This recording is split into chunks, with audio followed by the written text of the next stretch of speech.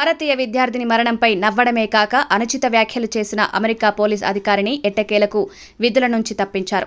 ఆంధ్రప్రదేశ్కు చెందిన జాహ్నవి కందుల గత ఏడాది జనవరి 23న రోడ్డును దాటుతుండగా సియోటిల్ పోలీస్ అధికారి ఒకరు నడుపుతున్న పోలీస్ వాహనం ఢీకొనడంతో మరణించింది.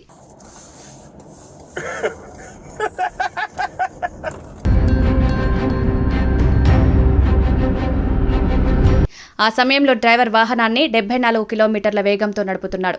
అయితే ఆమె మరణంపై పోలీస్ అధికారి డానియల్ అడెరెర్ బిగ్గరగా నవ్వుతూ ఎగతాళిగా మాట్లాడాడు. అతని చర్యపై అప్పట్లో తీవ్ర నిరసనలు వ్యక్తమయ్యాయి. దీంతో డానియల్ను అప్పట్లో సస్పెండ్ చేసిన అధికారులు తాజాగా అతడిని విధుల నుంచి పూర్తిగా తొలగిస్తున్నట్టు ప్రకటించారు. దీనిపై సియోటిల్ పోలీస్ శాఖ చీఫ్ స్యూ రహర్ మాట్లాడుతూ డానియల్ చేసిన వ్యాఖ్యలు పోలీస్ శాఖకు అవమానమన్నారు.